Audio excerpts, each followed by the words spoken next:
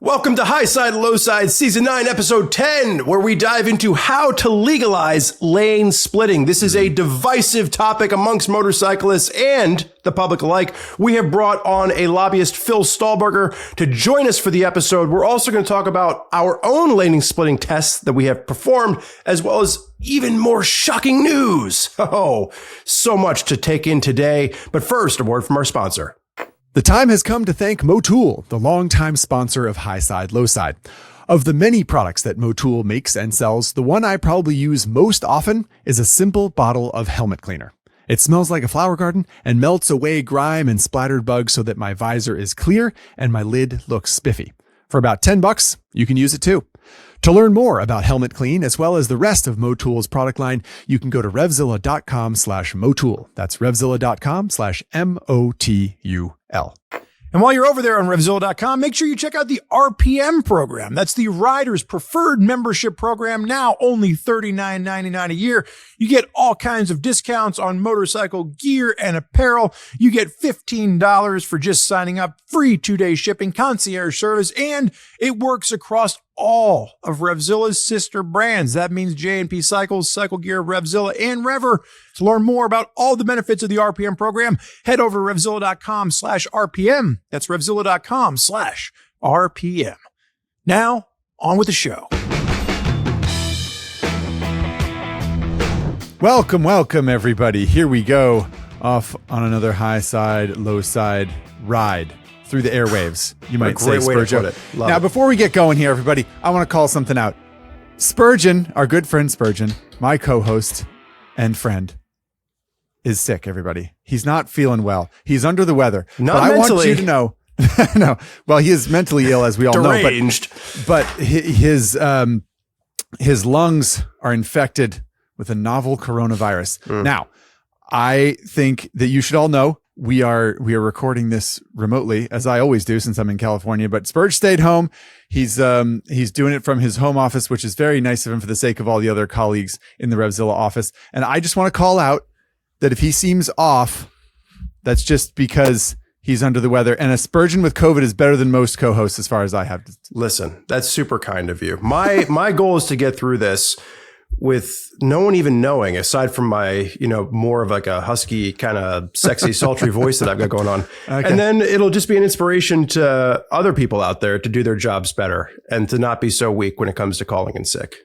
You're nothing if not inspirational, my friend. Thank you. That's all I can say. All right. Well, enough about me and the virus that's raging through my body. Yes. Zach made a point earlier that I'm sitting here in a flannel shirt, but I've got the window open because, like, depending on where my heat flashes are coming, I'm alternating my heat manually with the window. Yes. So we're talking about lane splitting today. And this is something that I think it's really important to get out of the way. We're going to get into Not the News here. We're going to bring on a special guest, Phil Stalboerger, Stalboerger. Yeah, Stalboerger. We're going to get that pronounced right up front, before we bring him on. And we probably all agree. Zach and I both are avid fans of lane splitting. We believe it should be legal in all 50 states. However, for the sake of this podcast, we are going to try and represent all opinions. And there are a lot of people out there, not just in cars, but also on motorcycles, that don't necessarily understand or don't necessarily agree that lane splitting should be legal. So we are going to take our time through this episode to play devil's advocate to the best of our ability to try and create a podcast that really does look at lane splitting from a wide variety of areas. And that includes this episode of Not the News. Because in Not the News, before we kick off the timer here, Zach and Ari just finished doing a lane splitting test of their own, where you tested bicycles, scooters, cars, motorcycles, a helicopter. And aside from the helicopter, which most of us can't afford, but it does show exactly how wide the budget is for some of these CTXP shenanigans that you guys get yourself into. Motorcycling kind of came out on top. So I would like to start the timer and let you give us a little bit of a rundown for people that didn't watch the most recent CTXP episode. Okay. What happened in that episode, and were you surprised? So the idea was testing multiple types of transportation across the city. We used Los Angeles, our home city, as the test bed. And it's fair to say that Los Angeles is not necessarily representative of every city around the world. You know, if you go to New York or Houston or Berlin or Tokyo or Sydney or whatever, there's going to be different challenges and different, shapes and sizes to the tasks at hand when it comes to commuting across the city. But we used Los Angeles. We did commute on a bicycle and then on a stand-up electric scooter, kind of like a Bird scooter or a Lime scooter or some sort, one of those like little stand-up electric scooters that you can rent in urban areas. Though these were not public scooters, but sort of hop versions of that. And then we did an automobile, which was a real hoot. And then we tested motorcycles. We tested 4 different ways, and we tacked on the whirlybird at the end. We certainly had a theory that getting across the city during a rush hour, when there's traffic in Los Angeles, which is oftentimes, that in a motorcycle it would be faster because you, of course, have the agility and the speed of a motorcycle, but you also have single track mobility. And in California, it is legal to ride a motorcycle between the cars as long as you do so safely and follow some of the guidelines that we'll talk about later. I suppose it's a spoiler that the motorcycles were the fastest way across our particular city. But it was almost like 40% faster, right? Well, yeah, I don't remember the times off the top of my head, but it was a fun exploration of a question that we've often had. And we did our best to kind of like be scientific about it and leave at the same time of day each day and test the different types of transportation. Yeah. So what I would say is it plays into what we'll probably end up talking a lot about today is safety.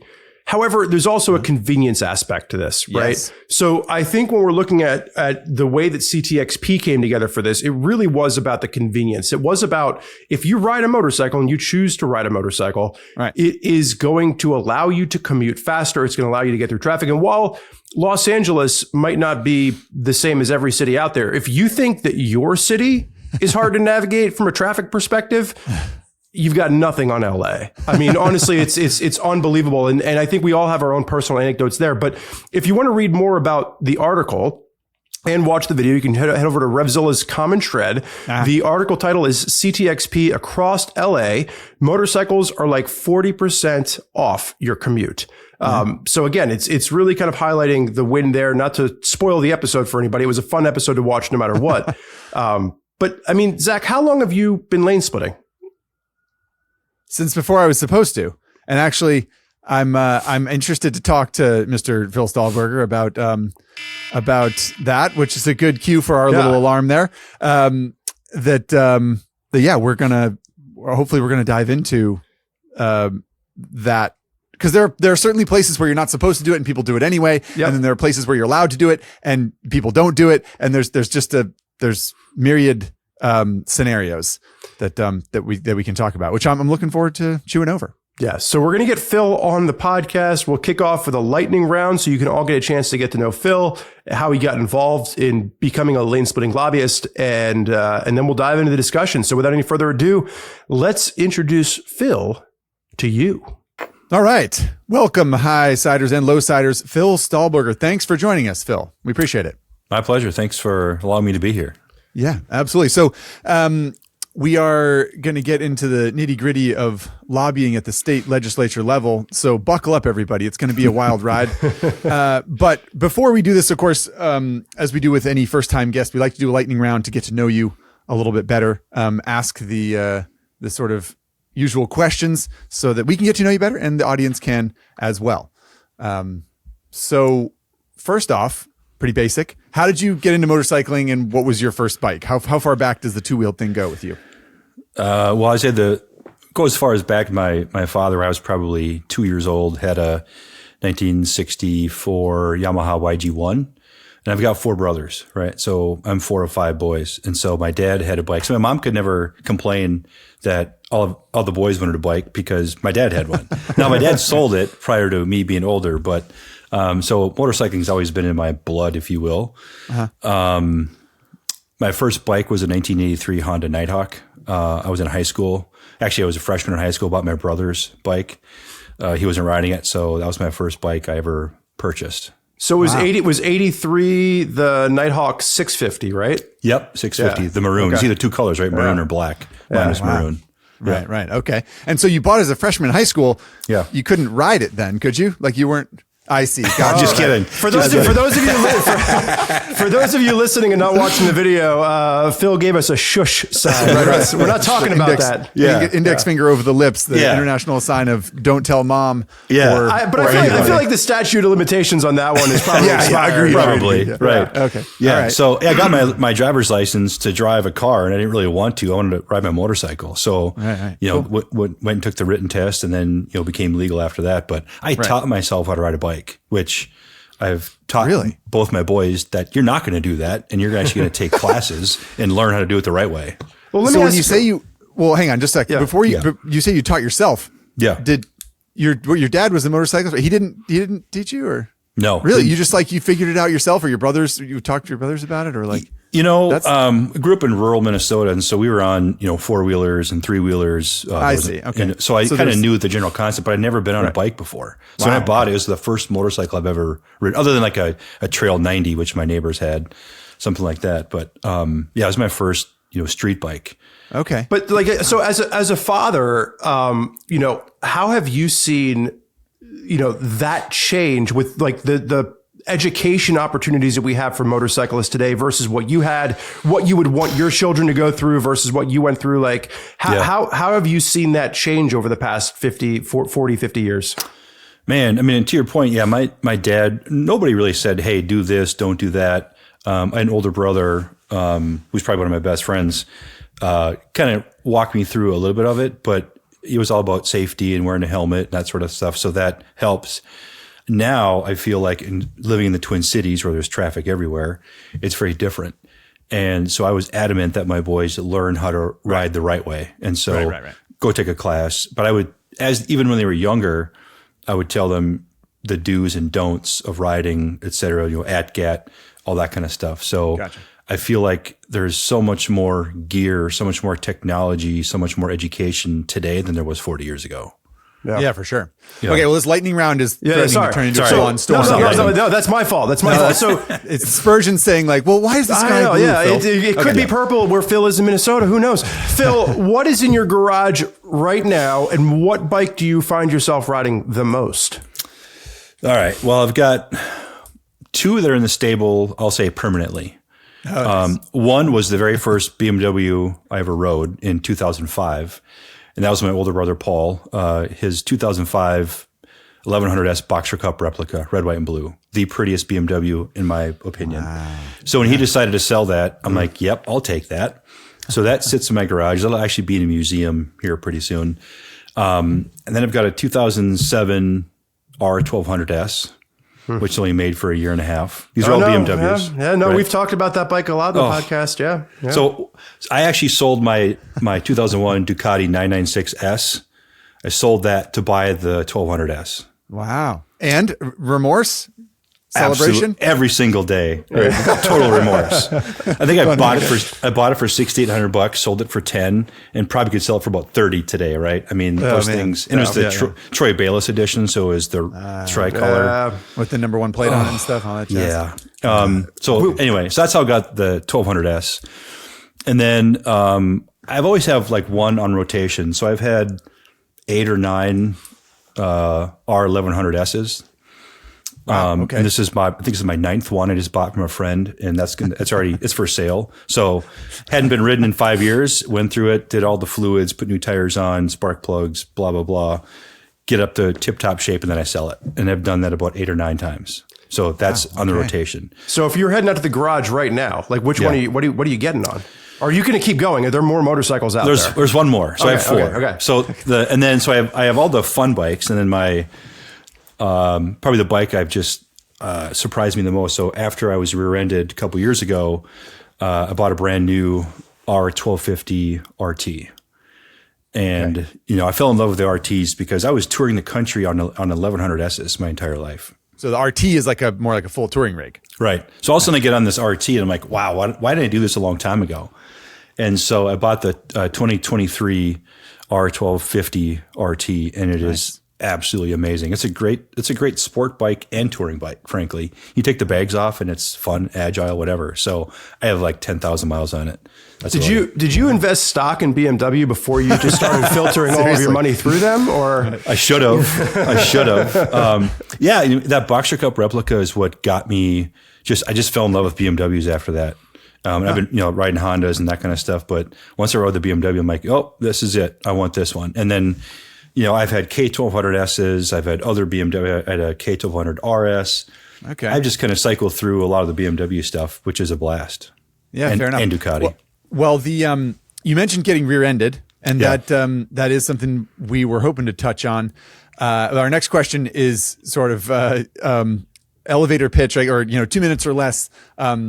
How did you become a lobbyist for this issue of lane splitting? And why is lane splitting important to you? Yeah, exactly. Like, where did this whole passion come from? Yeah, well, those are like 3 questions in one. Which one do you want me to answer? Oh, I don't know. Yeah, sorry. I'm kidding. You only have 2 minutes, man. Figure it out. We trust you. Okay, all right. Well, I got into lobbying because I actually started out healthcare, and in college I switched majors to political science, and I had a professor that kind of inspired me to kind of get into the political world, which I didn't want to get into, but it was more about the advocacy world, not the political world.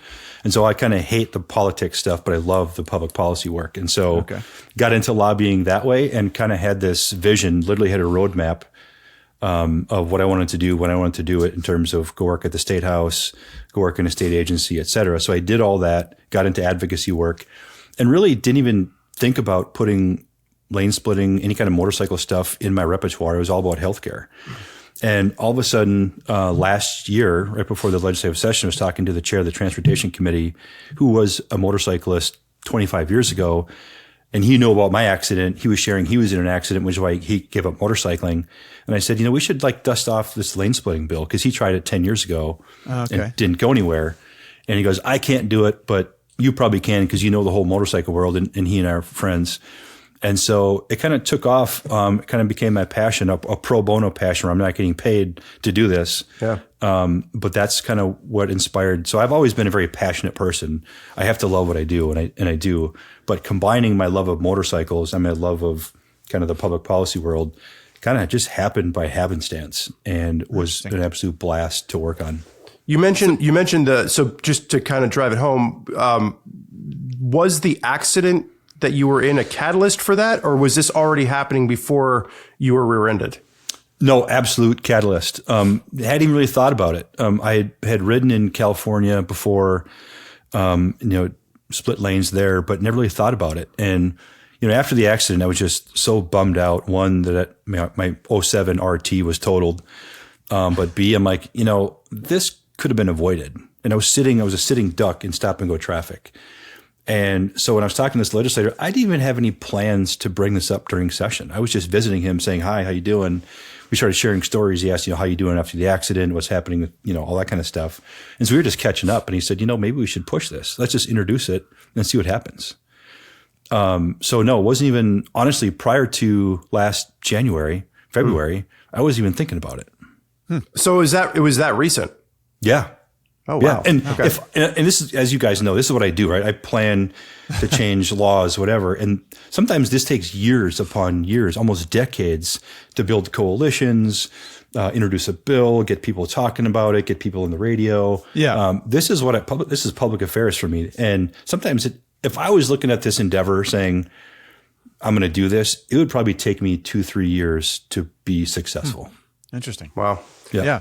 I did not realize it had happened so fast. So that's really impressive. And I think, kind of switching gears outside of the lightning round and actually getting into some of this conversation, for our audience that might be a bit, newer to motorcycling or might not be as familiar with this topic, what's the difference when we're talking about lane splitting, when we're talking about lane filtering, what are we talking about here? And how does that affect, the motorcycle community? Yeah. And, to be honest with you, I didn't know the difference between filtering and splitting before I was meeting with the lawyers at the Capitol about what's what. There's some different definitions that fly around too, Yeah. right? Like, Yeah, I think absolutely. it depends kind of where you are or the terminology. It's easy to get it mixed up. So yeah, please, if you can add some clarification, please do. Yeah. So to make it simple, or try to at least, lane filtering is basically when traffic is either stopped or barely moving and you can kind of get to the front. Lane splitting is when traffic is moving at higher speeds and you can split lanes in between. So we can talk about the parameters, what we did in Minnesota to really make sure it is about safety. But I think everybody knows, California was probably the first state to put it in law, and other states have changed after. And the first time I rode in California, I was actually picking up another 1100S that I had previously owned and driving it back to Minnesota. And I picked it up and everybody's like, "Oh, you're gonna lane split in California?" I'm like, "Hell no, it sounds way too dangerous." And I'm on the 101 and it's August and it's hot. And it seriously was like 100 degrees. And I actually put a Camelback on underneath my jacket and packed it with ice and would drink water and stay hydrated. And like the air temperature was 100, so the road temperature was 120, whatever. Right. Anyway, so I'm sitting there sweating and, at GAT on my 99 1100S, and I see traffic comes to a screeching halt. And I'm like, oh man, I'm going to die. And literally it was like the parting of the Red Sea, which kind of moved to the corners, edges of the lane. And I'm like, oh, I can actually do this safely. And so I was like timid and I kind of was, going through traffic. And had I not been able to do that, I probably would have died of heat exhaustion probably. But that was the first time I did it and it was wonderful. It was very civilized. Yeah. Right. Yeah. That's interesting. Yeah. That's an interesting anecdote. Yeah. Well, can I ask you a question? Because I think this speaks to maybe the other half of the motorcycling population, right? Like we did have, and forgive me because I think we talked about this in the beginning with the audience. I know we talked about it with Phil, but we are going to try and be as nonpartisan in how we're thinking about this. Sure, I think if we're being honest, Zach and I and Phil all agree that we enjoy lane splitting, but there are a lot of motorcyclists out there that don't like it. You said yourself, your friend asks, are you in a lane split when you're in California? Oh, absolutely not.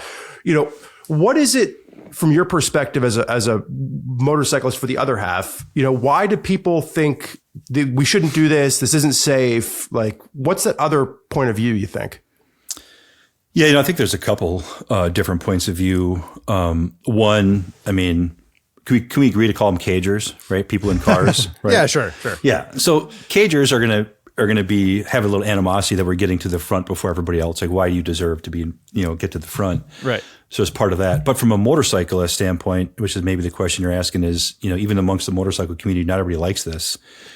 Let's face it. There are different skill sets for riders out there. If you're riding a big, Harley full dresser, lane splitting might not be for you. You might not have the capabilities, the desire, or the skills to be able to do it. So it is a personal choice.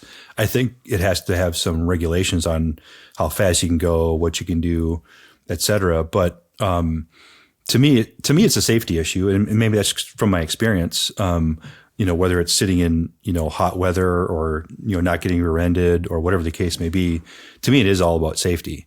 Others, can I call them squids? Yeah, you can use whatever pejorative terms you want. Okay, good. As long as it's not an actual four-letter word. Yeah. No, you get, the guys on race bikes who are flying through traffic and this and that, which gives probably all other motorcyclists a bad name. Right. But there are people that want to do different things. But in my opinion, how we constructed Minnesota's law was really around safety and making sure people are being safer. So you mentioned heat. And we did want to touch on some of the history of this. And I'm curious to ask you some more questions about the history of lane splitting, lane filtering, whatever, as you have seen it or know it. But I'll just bring up what I have heard about California, which is that it began as a rule, a sort of like a grace that was given to especially California Highway Patrol officers on air-cooled motorcycles way back when motorcycles were all air-cooled, and they couldn't sit in the heat. Otherwise the motorcycles would overheat. So they were like, you can go between the cars. Yeah. And then it was sort of like, well, I guess everyone can, because motorcycles will overheat. They can't do that. It's not okay. So like they have to be able to do that. And then it was just sort of grandfathered in and eventually written down. But that's the lore that I have like heard in California. And I guess I'm curious, what other, what other anecdotes or stories or history you tripped over when you were doing this lobbying and legislation? Yeah, and that's what I mean. California, let's face it, is the first state to actually codify it into state law in 2015 or 16. But yeah, it was basically allowed, and people would say it went back to the 70s even. Yeah, that's what I've heard, even right. more. Maybe. And so it had been decades where it was allowed. And so it was just codified in 2015, and there was the California Berkeley study that talked about safety, et cetera. So in doing my research, and granted, most of the other states that have enacted it since then have all been in the 2020, 2021, and I think like Hawaii actually allows you to go on the side of the road, like on the shoulder, and they call it lane surfing. Right. Go figure. And is that written down as an allowable thing, or is it just sort of like it's not illegal kind of thing? To be honest with you, I don't know. Okay. I'm not sure. I'm not even going to try to guess and sometimes it's hard to find out this stuff, right? I mean, prior to California codifying it, if there was nothing codified in the state law, how would you find out? And so sometimes doing research was hard to figure what states have actually done it. I was actually in Colorado April 5th of last year when their governor signed it into law. And so, more states are thinking about it, more states are doing it. I will say, and so many people have reached out to me since this has happened, from Texas, New Hampshire, Florida, you name it. So many people are coming out of the woodwork kind of going, I want to do this. What do I do? How do I do this? It's been fun, but it's a daunting task to think about other states doing it because you have to do it the right way. Yeah. Right. Well, we're going to get into that a little bit more later in the episode. So I don't want to give too much away, but I do think that you hit on a lot there. And I think that's the problem when we were trying to organize this episode because there's so much to unpack. But, we talk about, you had mentioned at the, a few stories ago about going to California and how they moved out of the way. Yeah. And I've talked about the podcast before. Zach and I have talked about it. Like when I first moved to California was in 2007, and it was not like that. I eventually left California, came back to visit after, I think it was 2016, 17, somewhere around there where they enabled it. And it was the education of it, which allowed people in cars to know that it was okay. And so there was definitely a shift after all of the information and the news headlines. And there was just a mass push of information to allow the public to know, because it's one thing if motorcyclists know, but we're so much in the majority that the real way to make this truly safer for everybody is to have the appeal of the masses be aware of it. Couldn't agree more. And I think you meant minority, right? Minority. Sorry. Yeah. Yes. Yeah. Motorcyclists are the minority. No, we are the minority. Good catch. Yeah. Good catch. You're absolutely right. And I think, as this story unfolded in Minnesota, I would have friends, colleagues from all around the country reach out to me and say, hey, I heard what you're doing. I never thought about the safety aspect of it. And didn't even think about that. These are non-motorcyclists. Family, friends. Copy. They knew of the accident, but they didn't realize that had I been able to lane filter in that case, because traffic was stopped, that I was able to get out of traffic, I wouldn't have been in an accident.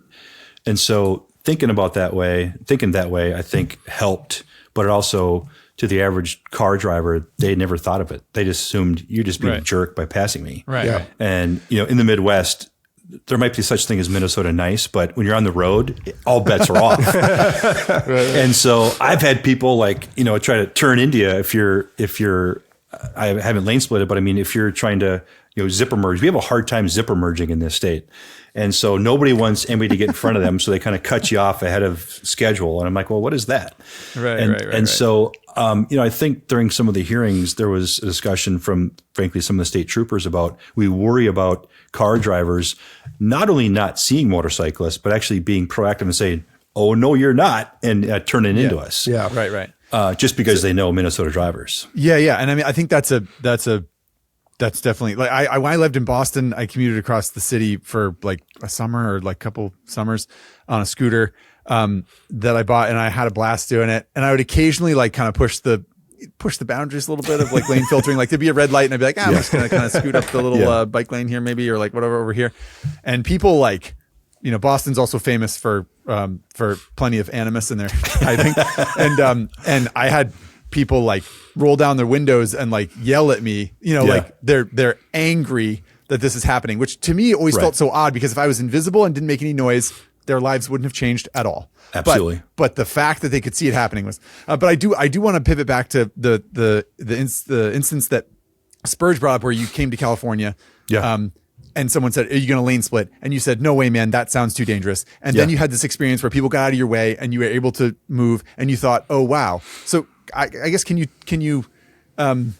we had a question written down here that's, why should motorcyclists care about this? Why do some motorcyclists care about this? I'm curious about your mindset in that moment of kind of, no, I don't think I should do this because it's too dangerous or because I've never done it or because I have some preconceived notion of it, and then experiencing it and being sort of like, oh, wow,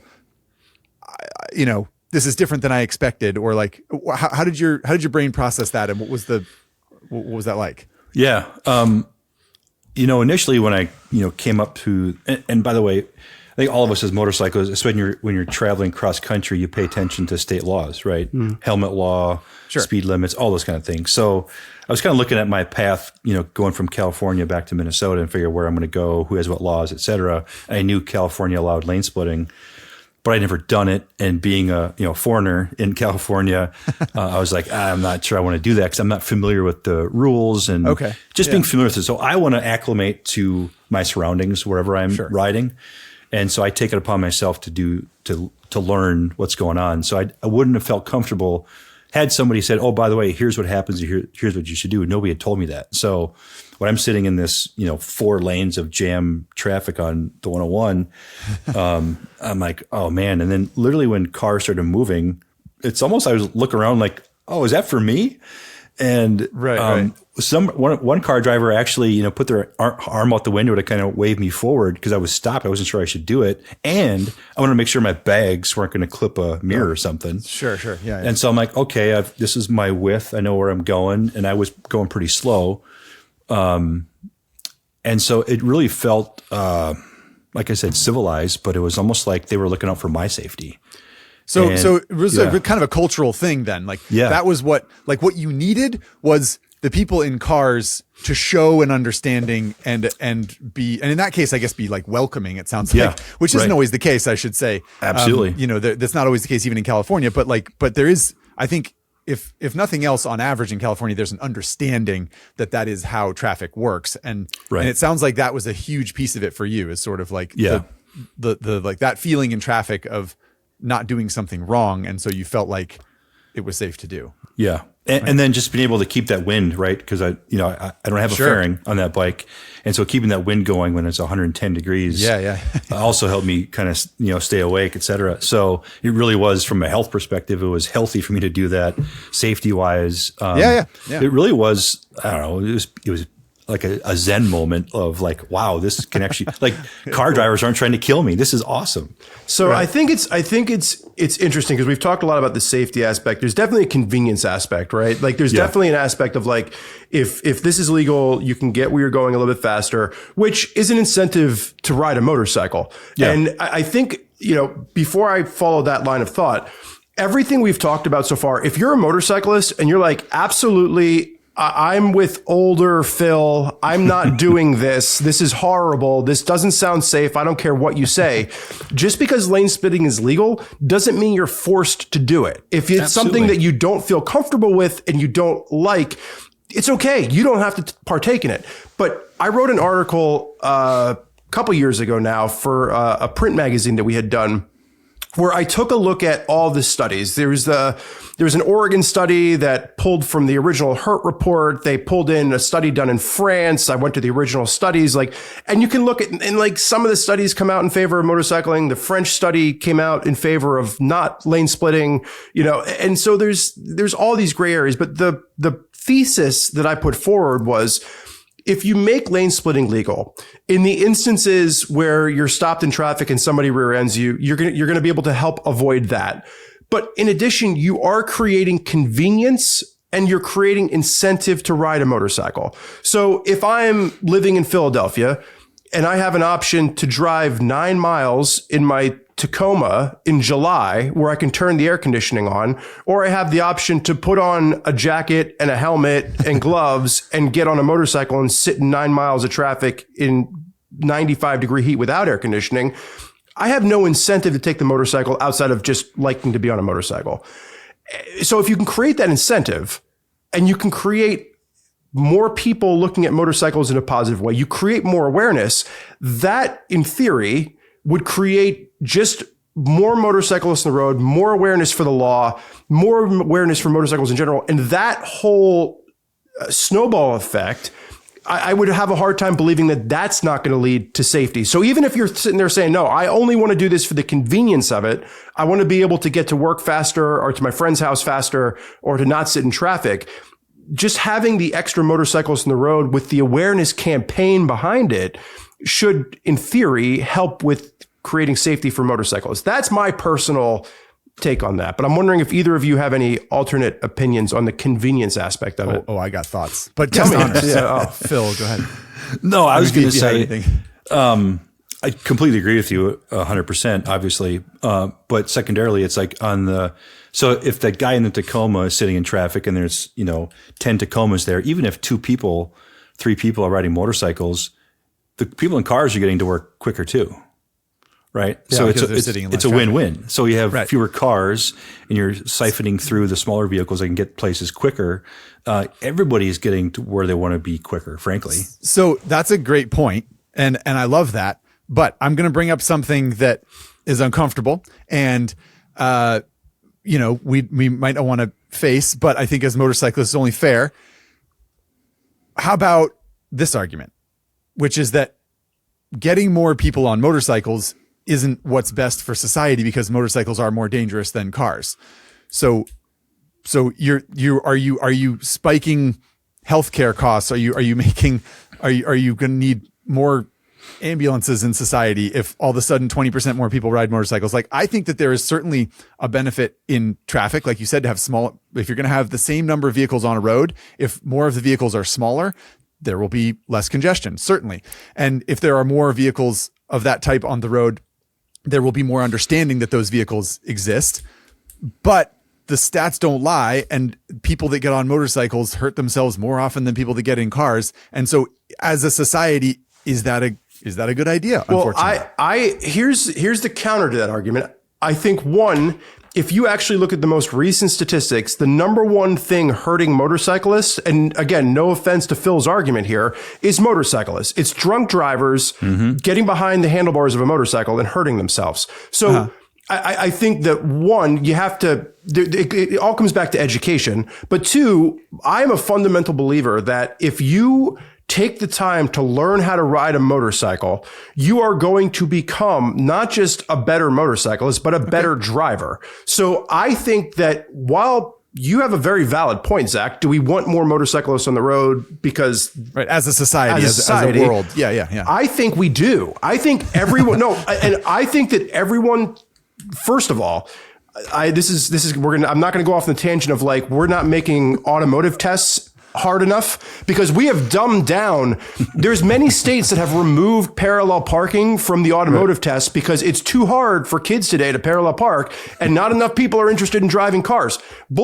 Like you don't make it easier to do something because the test is failing people. But I think that if you can get people to learn how to ride a motorcycle, that inherently makes them they're more aware of their surroundings. They're using their eyes more. I don't know. I'm a better driver for it. The average motorcyclist is more conscientious and thoughtful about travel than the average person in a car. Yes. That's your argument, kind of. And so you can create a more conscientious, constituency or like society of drivers and riders if you have that. Yeah. I want to think that too. I don't know if someone told me, even though I'm pro motorcycle, if they said like, if someone makes a bad decision on a motorcycle and hits a phone pole, they end up in an ambulance, they end up in a hospital. If someone makes a bad decision and hits a phone pole at the same 30-mile-an-hour speed in their car, they just get the car towed to a tow yard and the airbag went off and they're fine. I don't like making excuses for people's bad behavior. And I totally agree with you that, drinking alcohol and riding a motorcycle is like, a whole nother podcast, not even a whole nother podcast. You just shouldn't do it. Yeah. But the statistics are really difficult to combat, I think, from that perspective. And I like the utopian point of view, but I can't help but bring up the fact that it's a difficult sell to society. If you think about, or if you look at the data that you're talking about, are most of those accidents single occupant, deaths, if you will? Are they drunk, hitting a ditch, hitting a post? I believe. Right. I haven't dug into that data recently, but I believe a lot of it is a motorcyclist hurting a motorcyclist without other people involved. Exactly. So if it's a single motorist incident, they're not getting rear-ended, they're not getting crushed by a semi truck. They're actually riding too fast, not wearing a helmet, and not having a license, blah blah. Not having a license, exceeding their capabilities of how big of a bike do you have, et cetera. If you look at the traffic deaths, I'm assuming you're going to have those two camps. The guys that are doing 120 miles an hour during the freeway and hit the something. Girls, or the girls. They like to go fast too. Yeah. Girls can be stupid too. It's much less prevalent, but they can be stupid as well. Sometimes it's possible. Yeah. Or to your point, the ones that were drinking, riding, and getting in an accident, that sort of thing. So I do like the utopian point of view of we need better riders, safer riders wearing gear. Your chances of breaking a bone, if you're in an accident are huge, but you're not going to be, shredded beef if you're only wearing a tank top, right? Yeah. So there's certainly. I don't have any statistics to back this up, but based on what I see in Los Angeles, especially in the summer or anywhere in California, really, the number of people I see riding with no protection for their skin, like I know, having hit the ground many times on a racetrack, I'm certain that that there are so many people that are injured on a motorcycle that it would otherwise be an innocuous accident if they were just wearing gear. Yeah. But this is a RevZilla podcast. We could talk about gear all day long. We shouldn't be going down this road. I guess so. Spurge, bring us back around. Yeah. So final thought before we move on to the next little mini topic here. Phil, if you could say something, let's say half of the people listening to this are in the camp of I don't care what you tell me, lane splitting's not safe. I love riding a motorcycle, but I do not believe that lane splitting should be legal in my state.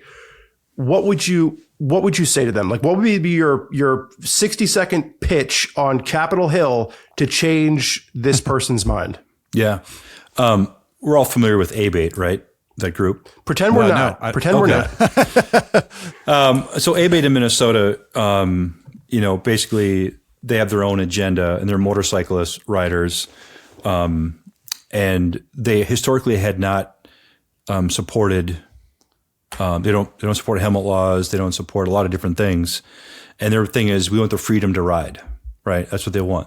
And so they actually came out and supported me in this effort and give kudos to their leadership and organization to say, you know what? This is a choice. It's not a mandate. If you truly want the freedom to ride, give me the freedom to not get rear-ended. Give me the freedom to not be sitting in squelching heat and die of heat exhaustion. It is a safety thing. So they actually joined me in this effort, and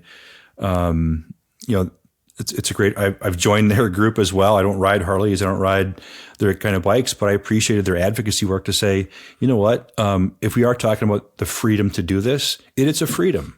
Give me the right to stay safe, and it's probably one of the safest ways to not be in a rear-end collision and stop and go traffic. And we always say there's two seasons in Minnesota, winter and road construction, right? and right now it's snowing outside. And so at some level, we need to think about how do you stay safer? And again, I'm going to have the lens of safety and riding, wearing all the gear, but also, trying to get out of traffic. So I would say if you truly want to be, care about your freedom, you should care about lane filtering in that respect. I think that's a great answer, which also you provided a beautiful segue into our next section, which is kind of talking about some of the enemies to lane splitting from a physical standpoint. You mentioned road construction in the state of Minnesota, right? Yeah. So what about, people arguing, poor road conditions, if you're going to lane split and there's a giant pothole in the little lines in between, the city's infrastructure isn't wide enough. We don't have carpool lanes like a lot of the freeways do in Southern California. How did you get around some of those discussions, and how did you think about that creatively for Minnesota with, making sure that was something that wasn't going to be an enemy of lane splitting? Yeah. And actually just to tack on a question to that. Yeah. Cause we're going to ask you 17 questions at once, Phil. And then, Well, no, I'm just curious, Spurgeon brought up a couple of enemies, so to speak, of lane splitting. But I'm curious what you heard from other people too in this process. You know, like what did you hear, and then how did you combat them, I guess? Yeah. All are legitimate questions. And I think, and I'm used to this, right? I get a bunch of, things fired at me and I have to come up with a response. Picture Zach and I as congressmen, Which is difficult to do, but What about this? Right. So a couple of things. One, yes, road construction, road conditions. The road conditions here can be awful, from, lanes buckling and potholes and that sort of thing. So me as a rider, I always have to be aware of not just the vehicles on the road and watching 2-3 cars ahead of me, but also watching the pavement to see where there are hazards. Yeah. One legislator said, well, if you're riding down the middle, aren't the strips, aren't those the slippery ones when it's wet? And you don't want to be on those when it's wet. I'm like, you're right. You don't. I mean, let's be honest. You avoid those. So that was one thing. Another thing was, we talked about it earlier, was just the hazards of other drivers not wanting to get ahead, saying, well, I'm going to take this into my own hands and not let you do this. which is that's sort of like a cultural thing. Yep. And then, the head of the state troopers said, well, we're worried about people aren't seeing motorcyclists now. If you're now in between cars, even if you're only going 15 miles an hour, we've seen it where cars, just to get a couple inches ahead of somebody else, they'll quick turn into the other lane. They'll go back and forth to see if they can get ahead of somebody else. Right. And so they were worried about, you're going to have cars all of a sudden making not even looking and not even thinking there might be a motorcyclist in between vehicles saying, I'm going to change lanes real quick and go back and forth. And so there's all these hazards, if you will, from road conditions to drivers being mean, but also drivers just not paying attention. So, I mean, I think everybody has the start seeing motorcycle bumper stickers, whatever. So there's a whole bunch of different things come into play. And then you also heard from a couple legislators that, I think, I don't want you guys doing wheelies in between lanes and showing off. And this is the wrong thing to do, which is why we reduced the speed to 15 miles an hour over the speed of traffic, or 30 total. So we're not talking about doing 90 miles an hour in between lanes. So we heard about all those different things, and they were all legitimate. But again, focusing on the safety aspect of lane filtering, lane splitting was what we really focused on. So that's all amazing. I want to go back to the state police guy, right? Yeah. State police guy. Yeah, I have a question about that too. Maybe comes the same in. question. Yeah. What was it? She. State police lady. When she was presenting this to you, valid concern, right? Like, absolutely. I think, and this gets back to another larger question, and that's why there's so much to unpack here. I love this topic. But I'm trying to keep it straight for the audience listening. So how did you argue against that? Like, because it's true. Like you see people all the time, like pushing over. How did you say, was it looking at data? Was it looking at previous studies? How did you fight that? Just pick that one issue. How did you go about saying, this is actually not going to be a concern for us, and here's why? So I went back to the UC Berkeley study, and in that study, it shows even on the frequency of accidents in that study, the injuries of the motorcyclist or car, if you talk about property damage, was less severe if you're in between vehicles versus getting rear-ended. So I think, and I use my own example of how many broken bones does it take to allow us to do this? How many concussions, how many major accidents does it take for us to say, okay, if I'm going to clip off a mirror, it's going to be $120, right, to do that versus the healthcare costs of, repairing 7 broken bones in a, leg that was shattered. And what's the impact of that person? So I brought it back to the personal stories of, and other motorcyclists would show up too saying, I was rear-ended in stop and go traffic too. Now, granted, it's not happening every day, but how many bad accidents does it take to change the mindset of, okay, if we do this the right way, do it the proper way, do some educating of everybody, this can actually be done the right way. So I kind of came at it with both stories, but also facts of, if I'm a good rider, and this is where we get into, not everybody should be lane splitting, but if I'm a smart, able, capable rider and I'm watching 2-3 cars in advance, I'm going to be able to, I can see in front of me. Yeah. I can see what cars are doing. I can't see what people are doing behind me.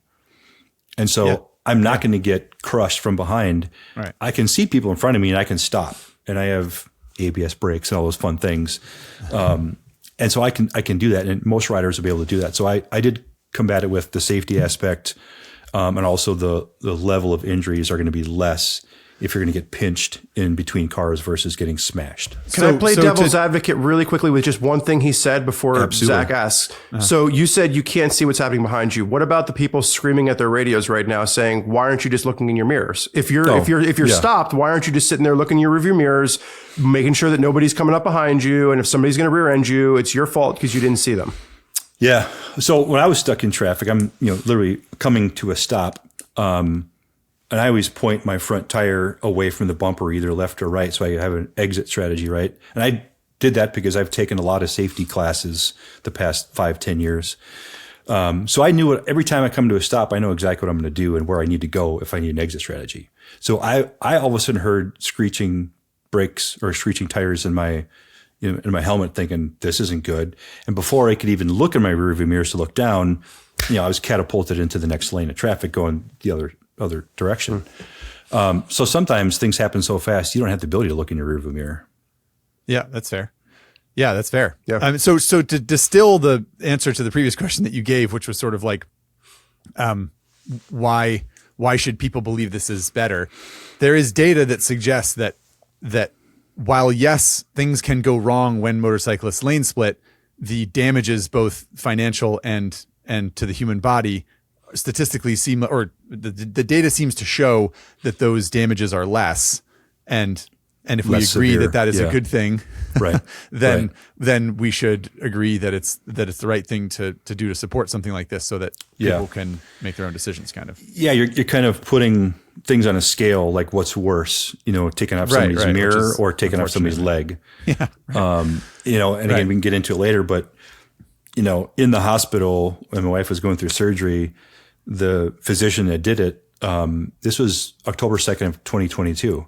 And he came up to me after, and they put the tib nail in. Not sure if you know what that is, but it's pretty gross. Sounds scary. Yeah. It is. And he said, I don't know what's going on out there, but this was the 9th tib nail I've put in this week. Wow. And 8 of them were motorcycle accidents. One was a drunk college student falling off a scooter. But Right. he said, I don't know what's going on, but more in his mind, more motorcyclists are getting rear-ended. Huh. So No, this that's- is your, Yeah. so sorry to circle back to this. This is your Yeah. wife that was injured Yeah. really badly in that, Yep. in that accident, which is, Yeah. I mean, motorcycles don't have bumpers, and sometimes our passengers, which are 99% women, they're the ones that are getting rear-ended from cars, and they're taking the brunt of this. So it became a gender issue too. interesting. Yeah. Well, I want to circle back to the police thing also, because Spurgeon asked a good question about the interaction with the or was it chief of state police or something like that? Yep. And I guess I'm curious, did you find that, I hate to blanket them as one organization, but I'm going to, because I think it's important. Did you find the quote unquote the police were pro lane splitting, or because there are probably some that are like, yeah, every person has their own opinion, even though you're a public servant or whatever, you have your own opinion of whether or not you think this is a good idea or a bad idea. And I'm curious if the organization, even if the chief saw some of your points, like, what was the feedback that you got from the police, and did they make any valid points as an organization, or what did you hear from them? Yeah, I think initially I was hearing they were opposed to the bill, and I think after I talked to the police chief and kind of gave her my side of view, they became neutral. They had concerns, but they were neutral. And in the legislative speak, if you're neutral, that's as much as saying yes. That's a win. Right? That's a win. Because it's not a no. Right. It's not a no. Funny. Okay. All right. Get to not know.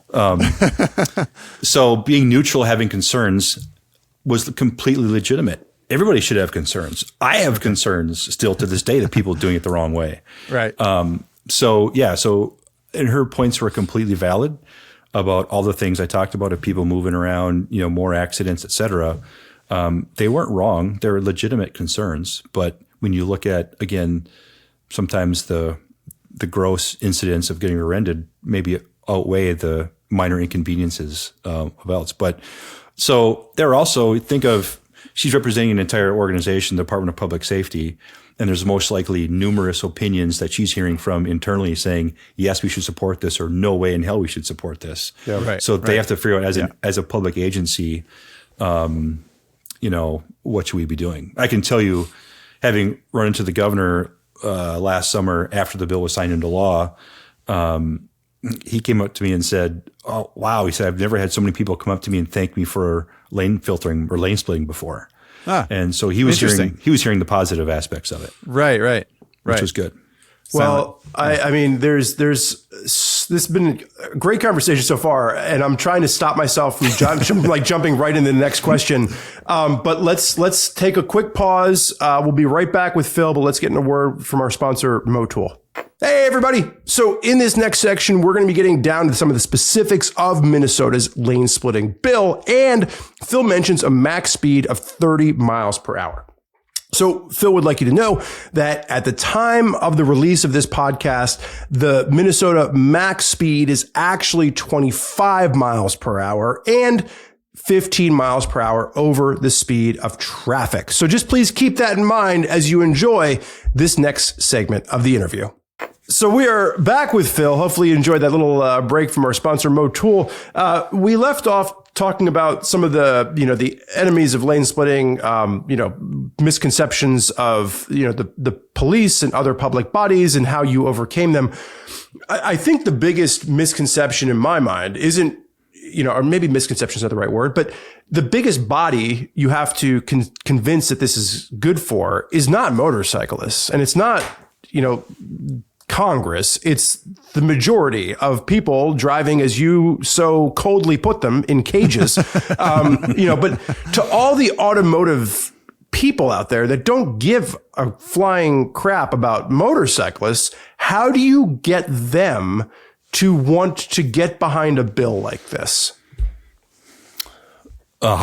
You're talking about cars, right? Yeah, people the majority of Society in people, general. society that does not care about motorcycling, that are driving along in their Chevy Cavalier or more likely their Ford F-150. Why do they care about this? Yeah. I go back to, everybody knows somebody who was in an accident. Everybody knows a friend, a relative, whatever. And I go back to stories, and somehow you've got to relate to people on a personal level to say, hey, here's how many people have, been in an accident, whatever, make it personal. Again, in my situation, hearing from people who never even thought about this, their hook was thinking about safety and thinking about, hey, does your dad ride? Does your mom ride? Does, whatever. And how would you feel if they were X, Y, Z? And so they made it personal. And so to me, that seems the biggest way. At the same time, part of the Minnesota law, we put in there $200,000 for educational opportunities. I wanted to ask about this. Yeah, for the state. Now, what we haven't talked about as much as the, state troopers talked about this, there are a lot of bureaucrats that are frankly throwing sand in the gears too, saying, this is going to be too difficult to administer. Let's not do this, whatever. At the end of the day, I don't know in your state, but we have, the big signs over, various lanes of traffic to say, buckle up, whatever. Right. There are ways you can start educating the public saying, hey, coming 2025, share your lane with a motorcyclist, and so we can do those things. That's not happening yet. And we've been working with various entities to get more educational material out to car dealerships, not motorcycle dealerships. We need the car dealerships to say, hey, by the way, coming 25, you're going to, motorcyclists will be able to share the lane with you. And so my local club has been taken upon ourselves to go out to these car dealerships, go out to the, legal firms that represent motorcyclists and accidents, et cetera, and say, how do we help get the word out to folks? Because you're right. We do need to get to car drivers that this is not only the law, but here's why. It's safe, et cetera. And that, frankly, has been hard to do. You mentioned the signs on the side of the road, right? Yeah. And buckle up. It's, it's drunk driving season. Wear your seatbelt. Don't drink and drive. All the signs that we get. Season. Yeah. But you get that shoot them? No, but you get that like the Wednesday night before Thanksgiving, or you get that like the holidays. Sure. Sober driver, blah, blah, blah. But here's my thing. And again, I'm all for it, but it is illegal in the state of Pennsylvania to drive in the left lane. And there's giant signs up that say, if you're not passing, get your ass into the right lane. There have been studies done that driving in the left lane is actually, in some cases, more dangerous than drunk driving because of the accidents it creates by forcing people to pass on the right. And still, I drive to work on the freeway in a 50-mile commute, and there are people parked in the left lane, and God help my wife, because she sits there in the car with me sometimes, and there's like a vein on my forehead that comes out, and I'm freaking out because this one asshole is going 55 in the left lane in a 70. Like, so I would love to think that if we put a billboard up on the freeway, that people would be like, oh, cool. Like, I'm going to just let motorcyclists fly by me. But my suspicion is people are just going to gloss over. And I'm also worried about, you're talking about public perception, and there's two different people, right? Yep. There's Phil, and Phil's mentioned AtGat a couple of times. That's all the gear all the time. For those of you that are not familiar with the reference. So you got Phil in a BMW and is all the gear. Maybe Phil's wearing a high-vis helmet and he's politely filtering through the lane, and then he gets back over. That's not the motorcyclist that most people are familiar with. That's true. Most people are familiar with like the asshole in flip-flops and short shorts. Give him a name. You gave Phil a name. I'm not going to give him a name. And they're flying by on a sport bike without an exhaust on it, and they're just doing whatever they want and they don't care. And so that's the problem that I think in my mind that we're up against is that like no one thinks about Phil. No one's like, the person we're trying to help out is the one that's trying to be respectful and do it legally and just create a more, I don't know, beautiful society. You're right. And so I don't expect you to have an answer for that, but like in my mind, just wanted to yell for a while. I have an answer for everything. Okay, good. You talk about education, and yes, to your point, the sign that says, left, slow traffic in the left, move over, blah, blah, blah. At some level, it's got to be multifaceted. It can't be. So the other day, I was going to have it in front of me, but I got my motorcycle tabs in the mail, right? So here's your tabs, whatever. In there was what's a motorcycle tab? I don't know what that is. Oh, sorry. License fee. Oh, like so you have like a little sticker that you, okay. Yep. Gotcha. Yep. Okay. So I put my tabs on my bike, but in that was a little flyer that said, coming in 2025 is, motorcycle lane splitting. That's all it said. Now, I'm a motorcyclist. Everybody in the motorcycle community in Minnesota knows that this is coming.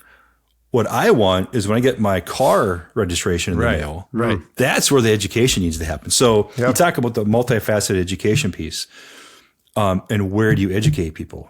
On the sign on the road is part of it, but we've actually had people who teach 55 and older classes to get their insurance discount, right? Come to me and say, "Hey, can you come present to my class about this new law? Can I build this into my infrastructure? Can I build this into the 16-year-olds getting their driver's license permit? How do we start educating people on the front end and the back end and the middle?" And so it's a constant flow of information about why we're doing this. And you can only imagine the amount of time, energy that all sucks out of people to kind of go, man, how do we do this? Yeah. And so I'd love to be able to have the state of Minnesota to say, here's exactly what we're going to do. And it's going to be this, multifaceted educational campaign because I see it, how it can work. But there's just a lot of moving parts in that wheel. It's interesting. I just like to pause for a second and say, it's interesting that what I was going to ask is sort of like, what's the next step here? Because I know from reading the article, quick shout out to Dustin's article on Common Tread about this interview with you and Andy Goldfein, that this budget, you said there's $200,000 set aside for creating awareness, right? Yeah. And in my head, where my head goes right away is sort of like, cool, well, you don't have to ask people to agree with this. Right. Now it's a law. Right. So you can just tell people this is what's allowed. Please get ready or understand. I'm just asking you to understand that this is the law. We're not asking you like whether you agree with it or not. Frankly, doesn't matter because your time to protest was before. Now it's passed and this is it. But it sounds like your point of view is one of we still need to ask for acceptance, basically, because and I don't want to put words in your mouth, but is that because you feel like the cultural aspect of everyone being on board is important, or you feel like that's just the nicer way to do it and people will respond better? I think both. Laws are overturned too, right? Like we've Never. seen that happen. No, I'm pretty sure. Stop it. No, Listen, cut. I taught U.S. government for like 2 years in public high school before I gave up that career, and I'm pretty sure laws can be overturned. Zach. Why you got to go there? Right? No. I guess. That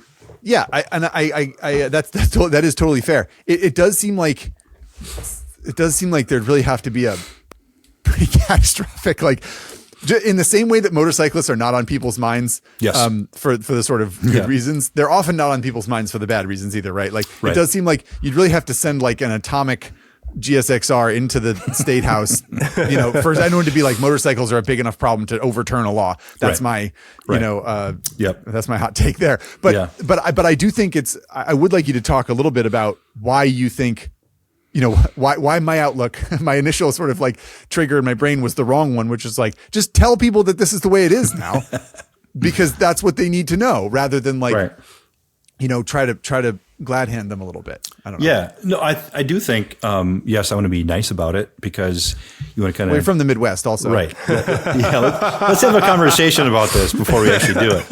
Right. But it is, it's a conversation, but also you want to make sure people are doing things the right way. Right. And I've actually said this in any kind of media interview we've done, is I don't want people to be doing this prior to January or July 1 of 25, because you're going to, people are going to be upset about it. You want there to be kind of this, soft, Midwest, nice thing, but hey, this is coming to your road near you. Pay attention. There's also penalties in the law. Like if you get caught impeding a motorcyclist from doing this, it's a petty misdemeanor. We're the only state in the country that actually has a penalty if you actually are a car and you try to impede somebody. Now, granted, you're gonna have to prove it, and authorities would have to be able to show it. But it actually, if you're impeding somebody from doing this, you're breaking the rules. That's interesting. So it's kind of both. It's the carrot and the stick, right? So the carrot is let's get education there. The stick is it's legal. If you don't like it, sorry, but you can't stop people from doing it. Well, I would imagine the awareness part of it too is what leads to the safety. And this gets back to like my original pitch in an article that I wrote that I talked about earlier, where it's like, if you create that awareness, it's creating awareness for motorcycling in general, right? Like, because right now people aren't paying attention to motorcycles, to Zach's point. So like if they're getting those pamphlets in the mail, if they're having it talked about and people are at least aware of it, it's going to help that pill go down a little bit harder or a little bit easier, even if they're not in favor of it. They're going to sit there and say, oh, well, this is why I saw that person flying by me on the highway, because they're allowed to do this. Now, maybe they shouldn't have been flying by as fast as they were, but then they're just a regular speeder. They're not somebody that's actually breaking, another law too. Yeah. Another piece I forgot to mention earlier, we talked about state troopers and, during the legislative testimony, is they said it'd be hard to enforce this law to be able to pull a motorcyclist over, because if they're, splitting lanes, we can't get to them. Right. And we have no, in my hometown of Egan, where I live now, they do have a couple police officers mounted on bikes, but the state troopers don't. Very few states actually do. And they said, well, it's going to be impossible for us to catch these people that are doing it illegally. So a few legislators asked, well, what happens now if people are doing it? And they actually have record of X number of tickets they've given out for illegal lane splitting. So they were pulling people over. So at some level, it's kind of calling people on, well, we can't enforce this. Well, you're already enforcing when they break the law. So I don't know what, South Dakota, for example, is going to have, motorcycles all over the state, which is kind of cool.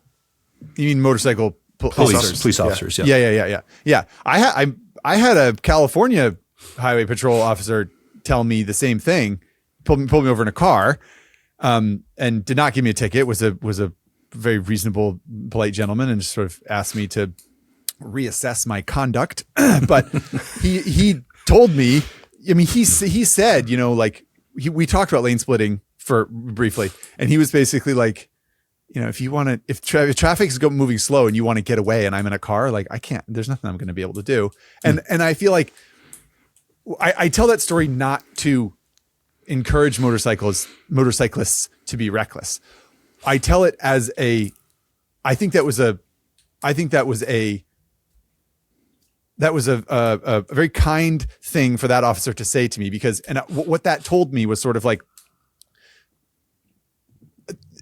me telling you that you can get away with it in the right scenario is me asking you to just do it politely, please. Yeah. And that was part of the conversation, was he's sort of like, we talked about the way I was moving between cars, and he sort of said, did you need to be doing it like that? And I said, no, you're right. And he said, okay, cool. I want you to think about that and just sort of, be more, thoughtful and less urgent with your movements. And I thought that was a good conversation. And I guess that goes back to what I was saying about your outlook on this, Phil, which I think is the right thing to do, which is sort of like to try to have everyone paddling the same direction rather than say like, na boo boo, we got this law passed, so now we'll do whatever we want. Absolutely. Yeah. I think it's the old adage too, like locks on cars keep, honest people honest. It doesn't stop criminals from stealing cars or breaking into your house or whatever, right? Right. I think that there's people out there in all states that are lane splitting illegally. And the truth of the matter is, like, it is probably more difficult for police to catch them. Not that they can't, but it is more difficult. But the people that are conscientious riders are the majority. I think that reckless, lawbreakers like Zach speeding down the highway in his Prius, are probably the minority. But like, I think that's what we're trying to get at here. Is we're trying to put something in the law that makes sense for motorcyclists. And we're saying, let's do this the right way. We're not going to force anyone to do it, but hopefully, we're putting some things that help to make it, recognizable, which in the long term could have some good positive effect for all. So that's a great segue, Spurge. We probably should have done this about an hour and a half ago or whenever this podcast started.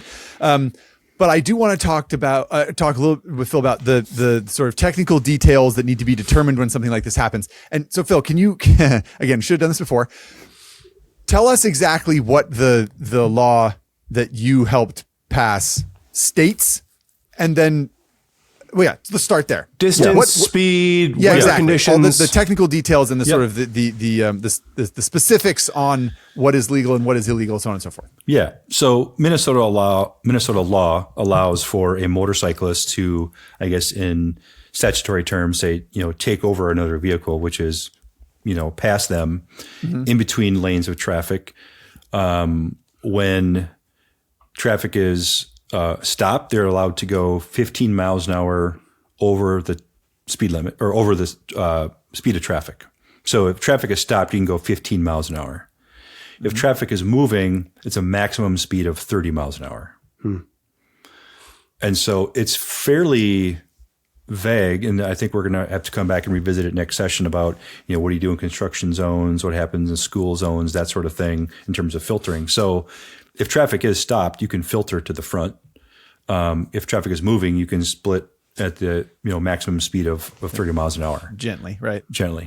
And then you have the penalty if you impede a motorcyclist. Then you have the funding mechanism. So it's a pretty small, straightforward piece of legislation that doesn't have a lot of details in it other than the speed limits. But we probably need to revisit a couple other things next legislative session. So nothing about like weather conditions. That's all at your own risk. Correct. Okay. Yep. And then do you think, I know that Zach hit on this a little bit, like you're talking about $200,000 in education. Yeah. Do you think that's enough money? Or is that a state by state? Like if I'm assuming the state of California, $200,000 is not enough for education, but like is the state of Minnesota, like is $200,000 going to get all those pamphlets put in, or is that just a starting point? Like it's probably a starting point. And we are actually having a number of other entities. So my local BMW club is forking over some money for advertisements. We're getting some of the law firms that are advertising, their own services to talk about this. They're doing some funds to help, with printing costs, et cetera. So we're reaching out and creating additional resources other than the state putting in $200,000. We have other entities doing the same thing. So to your point, $200,000 isn't enough. I don't know how much it costs state government to do whatever they're going to do. Right. But there needs to be more. And I think we're seeing other entities invest in this educational opportunity. So I don't know what that number looks like. But I think it needs to be kind of a constant drip of different forms of education in different places. Are you getting... hang on a sec, Spurge. I got to do this before I forget. Back to the specifications of the law real quick. Yep. What was that a compromise? That set of regulations? Absolutely. What did you want it to be? And what would you, if you could write it and put it in and stamp it into law, using your own, obviously using reality as a guardrail, what would it have said? Yeah. I'm not going to, it's one of those things looking back on it. Yes, there were some compromises. Initially it was the concept and there was and the speed limit was maybe 45, maybe it was 50, which is probably pretty fast. If traffic is stopped, going 50 and stop traffic is pretty fast. Yeah. That's right? Way too fast. Yeah. Certainly. And I actually was sitting in committee and one of the legislators came over to me who used to live in California, came over to me and he said, hey, to this point, he's like, if traffic is stopped, maybe we shouldn't be going 50 miles an hour. I said, you're right, we shouldn't. He said, what do you think about 30? I go, I'm fine with 30, if 15 and then 30. So that was a work in progress. All right. The legal staff, the non-political legal staff at the Capitol were brilliant in making sure that this law was really well thought out, was in the right place. The speed limits was a compromise between people that absolutely hated this we're not going to have, you can't be doing 80 miles an hour on the freeway in split lanes. I don't want that either, frankly. Right. So if this really is about safety, then I think what we did was the right thing to do. It's 30 miles an hour, 15 if it stopped. I've never lane split at 80 miles an hour on the highway. Me neither. I was being moving on. I was being sarcastic. I was being sarcastic, Phil. Read the room. I think that's absolutely. I think that's absolutely the right approach to find that compromise, Totally. and that's part of the question. Earlier when I was asking about getting the majority, the public involved here, I think Zach thought about it after the fact, like, hey, you've already got the law passed, doesn't matter. But I think for me, it's like, if I'm thinking about doing this in Pennsylvania, you have to come to a compromise where the people feel like both parties are winning and it truly is going to be something that's focused on safety. On that topic, how does Spurgeon do it in Pennsylvania? I've already accomplished this in California, obviously, as we all know, and you have recently accomplished it in Minnesota. Congratulations, Phil. Spurgeon, however, has failed. How do I lobby? Is what I want to know. So, yeah, like what would you, sort of jokes aside, Spurgeon's probably not going to do it, but someone might. And what advice would you give them? Like how I'm did still you do this focused on getting people out of the left lane. Once I win there, Spurgeon's still laying on the horn and screaming in his truck about that. So he's focused on other things. But what footholds did you find, and what did you? Honestly, it was kind of the perfect storm how I got this accomplished in Minnesota. If I was putting together a public affairs approach to how to get this done, like I said, it's a multi-year strategy, most likely to make it successful. But one, you need to have a coalition, right? So we reached out to the local dealerships. We reached out to the local Ducati Club of Minnesota, BMW Club of Minnesota, et cetera. So everybody became aware quickly of what our goal was. Gotcha. And I helped construct a letter that these groups would use to say, if you believe in lane filtering, lane splitting in Minnesota, here's a letter you can send to your local legislator, and here's the website you can go figure out who your legislator is. It's not Congress, it's your state legislator. Giving them the tools to say, here's a letter, here's a form letter, fill in your name, et cetera. Gotcha. Here's what you should do. So now you're building a kind of a grassroots effort. You're getting people in to talk to their local legislator saying, hey, I support this.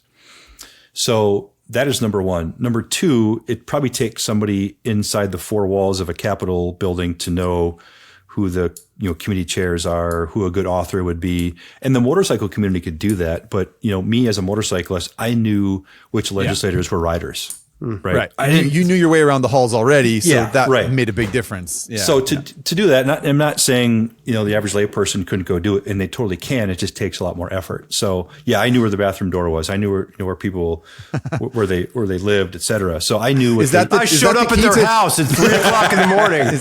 Is that the key to lobbying? You do it in the bathroom? Did you just? No, you just need to know where it is. That's a different podcast, guys. That's a different podcast. It's a different kind of lobbying. I got confused. But just knowing how to do this. So you have to have the grassroots effort. You have to have legislators who support it, and you have to find the right ones, and you have to know the inner workings of, and I've actually talked to state legislators in other states, and they're motorcycle riders. I won't give out names, but they want to do this in their state, but they can't get past people in their own caucus. And so I literally am emailing and texting my BMW counterpart saying, hey, you need to support XYZ and help build that grassroots to help get this across the finish line. So all of that needs to happen. And so there's kind of the outside the Capitol work of letters, support, et cetera. And, ABATE was a big supporter. BMW clubs, other people, would just write letters to legislators. So there was one day where literally we didn't even have a bill introduced yet. And this is the middle of February, and session started second week in February. And literally I'd have legislators come up to me kind of going, and they knew who I was. And they said, hey, I got this constituent who talked about this lane splitting concept. What is this? And this is before there was even a bill introduced. So the motorcycle community got involved and said, and the AMA is great at this, right? So I'm a member of the AMA as well. And the AMA puts out action alerts, which they did. So people started writing to their legislators saying, I support this, whatever Senate file XYZ is. Right. And so that built the groundswell of support. But then the number of motorcyclists in the state legislature, which blew my mind, both male and female, said, yeah, we want this. And so you had motorcyclists that are elected officials that said, absolutely, we want it. So they were starting to help in ways I had never imagined. We had one instance where Donnie Smith was in town doing his thing, and one of the state legislators, I think she was a co-author on the bill, but she literally got on a morning talk show, popular talk show, and said, we need everybody to get out there and call their legislator. I couldn't have paid, an ad agency to get that done. Right. All of it was grassroots. And so all of that work really, again, it was like everything just kind of kept falling into place. And I was kind of amazed. Also, I'm like, damn, this thing's actually going to happen this year. And getting something like this done in what's called a short session, which was February until May. So that's not a lot of time. The fact that we got this done so quickly, frankly, is astonishing. I never would have guessed that. But it was kind of everybody pitched in to do their thing. And that's what you need, is you need to have everybody hitting on all cylinders, pardon the pun. And and I think maybe this is too kind of like optimistic and rose-colored glasses, but it strikes me that it getting done in a short session suggests that people were very much open to it. Like you said about state legislators being like, yeah, we should do that. Yep. And that is maybe energy that exists that is dormant other places too. In my mind anyway, that would be that we could harm. I'm part of a movement now. We're going to harness this energy. Well, you already got it across the field in California, Zach. That's right. Yeah, I did. Yeah, you kick your feet up because of you. Yeah. Exactly. Phil, you mentioned the AMA, and I think that this is, and I am a card. I think my new AMA card is actually sitting next to me. That's not the American Medical Association, by the way. Yeah, good point. I'm a card holding member of the American Motorcycle Association. I mostly need it for racing, for the off-road races and stuff here in the East Coast. But the AMA has drawn a lot of criticism for not being more active in stuff like this. And it sounds like they are active, but you've got to start. So it sounds like they're not going to come in and just lobby for lane splitting in your state, but it sounds like the AMA did support you in this after you began. Full transparency, I was not an AMA member prior to this year. Okay. My brother and others were, and it's not because I didn't like it. I just never did. And so when I reached out to the BMW club, they're not on the lobbying side of things, right? They're motorcycles, et cetera, but AMA having the advocacy arm, I actually proactively reached out to them and said, hey, I'm doing this. Can you put something in your newsletter? Can you put something in the magazine that this is happening? And once they realized how far it had already gone, they kind of went, oh, we're not going to mess with you because you already got this, right? We're not going to even try. I see. Do they do advocacy? Yes, but they knew, hold my beer, I got this, right? You don't need to do anything. So they understood that. Normally, I think to your point, they do have, lobbyists on staff. They do have advocacy folks on staff. It's a huge organization. It's a big state. There's a lot of things they have to cover. To your point, they have a lot of interest from racing, off-road, on-road, whatever. Yeah. They can't be everywhere all the time, but they can lend their help. And they do have local chapters that can help. So they did make people aware in Minnesota, which awareness is huge. And that helped a lot. Yeah, fair enough. So on the topic of what Spurgeon needs to do. Yes. We have a Spurgeon of sorts who sent us a letter. Spurge, do you want to pivot into that? Does that make sense? Yeah, we're going to kind of wrap up the conversation part of this with a listener that wrote an email, very timely actually, and this is Daryl, who was actually looking for feedback on the best way to approach testimony should he get the chance to testify to his local state government, because Daryl wrote a letter to his state senator, Catherine Osteen in Connecticut, and we don't know how to do this, so we figured we'd throw the question to you. Yeah. And I'm not going to read his full letter here, but he basically took the time to write a letter to his senator, and talked about motorcycle lane filtering and lane splitting, introduced the concept, talked about California state law, and then did get a response from Senator Osteen to Daryl saying, Daryl, our session. Zach, did you want to take the letter back, or do you want me to? No, okay. Just read it out. Yeah. So it says, Daryl, our session for introduction of new bills starts in January. I plan on again introducing this piece of legislation for public hearing. It would be heard at the Transportation Committee level.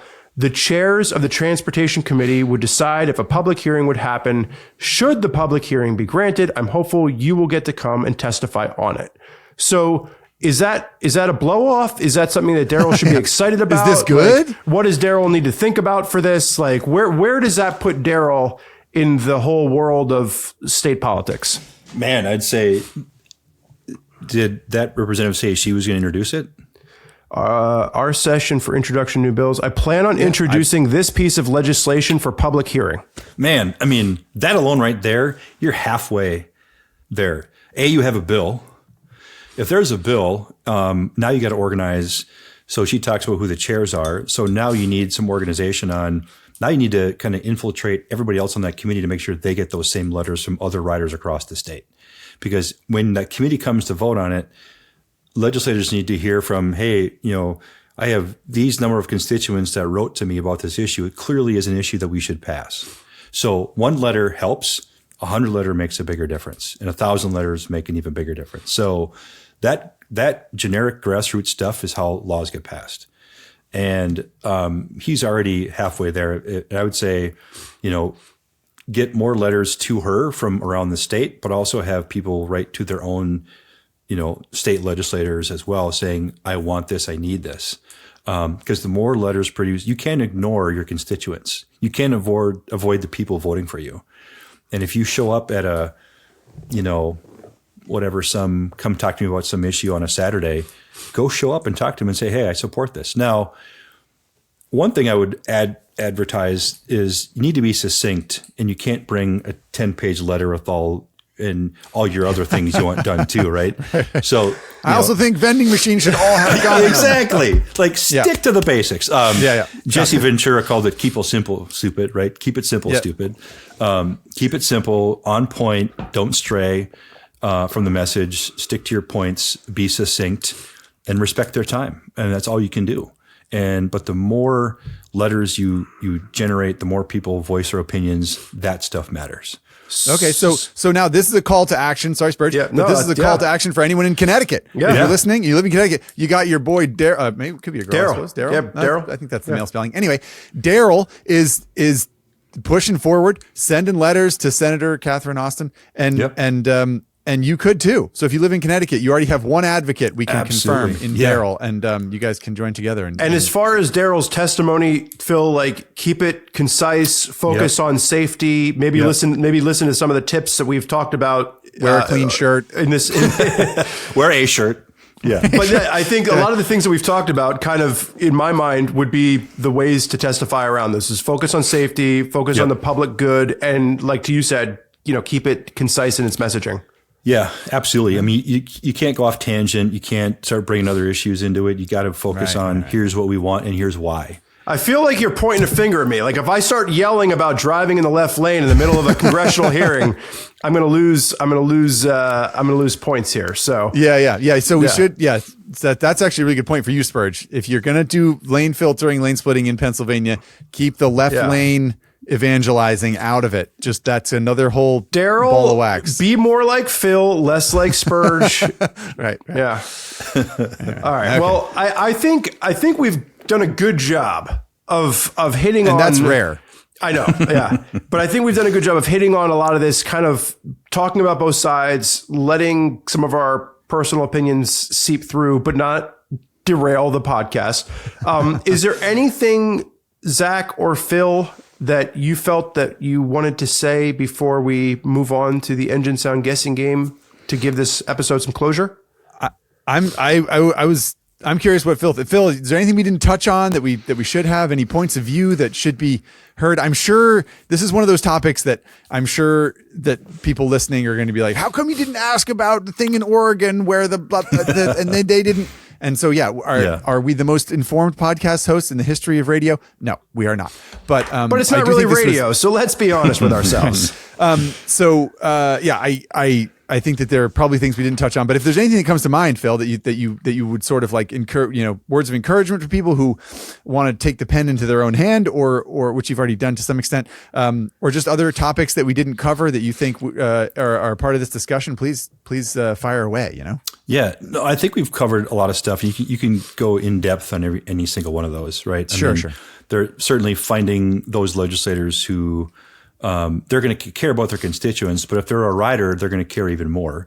So if you can somehow identify, if you find a legislator that rides, you can, that's going to help out even more. Finding advocacy groups such as your motorcycle clubs can be a huge advocate, even if they do nothing rather to meet and talk about what do we need to do, such as getting a letter writing campaign started. And I'd say, being respectful of the process. I know it's a cumbersome process. This is why somebody in the lobbying world can help navigate those waters.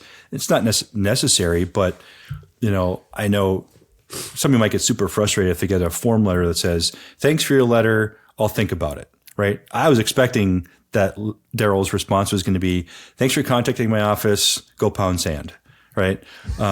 It wasn't that way at all. It's like, we're going to introduce this, and if we get a hearing, I mean, that's huge. So capitalize on the momentum and keep pushing. Now, it might take 3, 4, 5 years to get this done, and you can't ever take your hand off the throttle. You got to keep pushing, and you got to stick to the message. And if you have to compromise in a way that makes sense for everybody. I appreciated, Zach, your comment, or whoever's comment about sometimes compromise is the best thing because then everybody wins.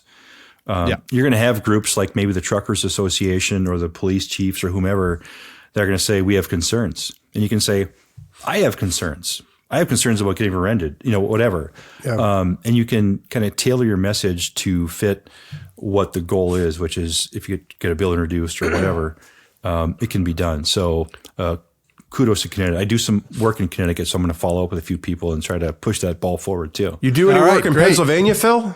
I do. So this is the other thing too, is I'm trying to create a way for an organization or me or a firm, whatever, to kind of take what we did in Minnesota and replicate in other states. So I'd love to be able to, I'm talking to some people in Texas, and whether it's not me, I usually know people in those states that know how to do this. Yeah, and so I can help steer people in the right direction. And there are plenty of people that I know that if I call up and say, hey, would you do this pro bono for me? They would say, for you? Yes.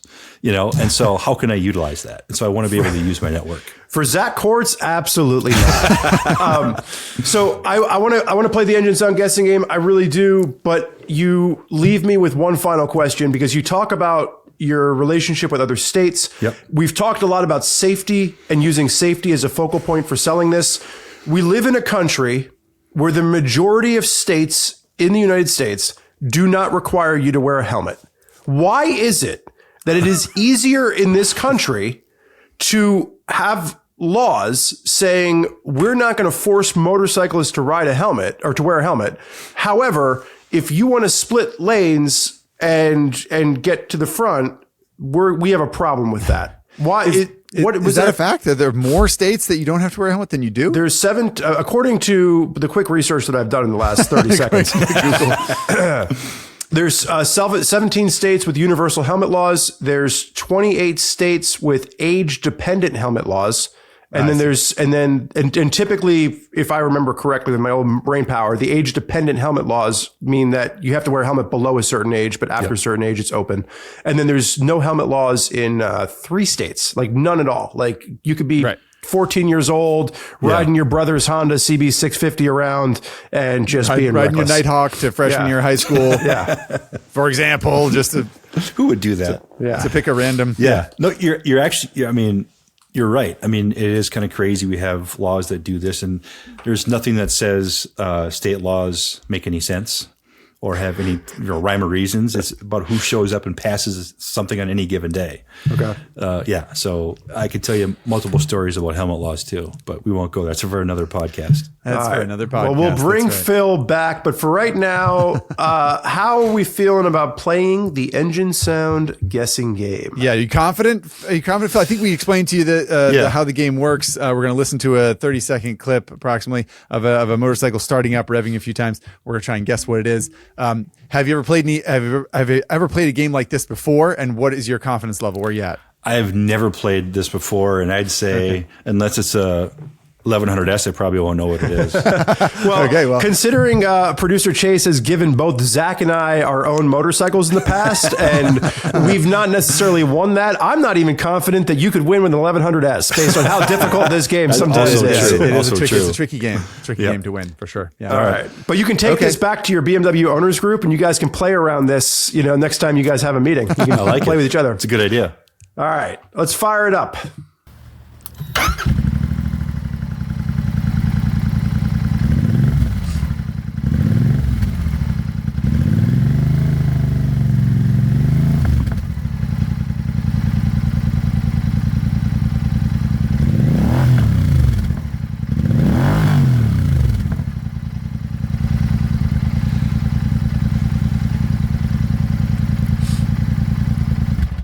Oof. I don't know what it is, but I do know I want to ride that motorcycle. I don't think it's a BMW. I don't either. How many cylinders are we hearing here? Because this is a tricky one. I think this is tricky. Anybody? Any guesses? Phil, any idea on cylinders? Guest honors? At first, I thought it was 4. I think I'm going 2. Okay. I think it's a lateral twin. Okay. That's I thought it was a twin at first, and then I thought it was a 4, and then I got very confused in the middle there. Yeah, agreed. What do you think, Spurge? I was between like a 90-degree V twin and a V4, if I'm being honest. But it sounded a little bit too tumbly for a V4. So yeah. When do you want to guess? Oh, we're going to give you some hints. Don't worry. We're going to hem and haw for the next 25 Yeah. minutes or so on this before we let people go. All right. Yeah. Good. I think it's got to be a 4. There's a couple of those revs. Like at first when it was idling, it's kind of like, jumbly and blah, blah, blah, blah, blah. And then when they rev it, it kind of goes, whoom, and has a little more like linear rev. So I think it's an old inline 4 is my guess, but I'm pretty lost here. Should we do a hint? Well, let's do, before we listen to it again, because sometimes Chase will ruin us with a hint and then we've already listened the second time. So let's take a hint and then we'll listen again. So first hint, this is going to save us some guessing back and forth. First hint is a Japanese inline 4-cylinder motorcycle. Okay. Really? That would have been my guess. Dang it. Yeah. But that's pretty broad. That leaves a lot of open meadow. Right. Let's take one more listen for the audience as well, because the audience is playing along at home. Let's listen one more time to this sound.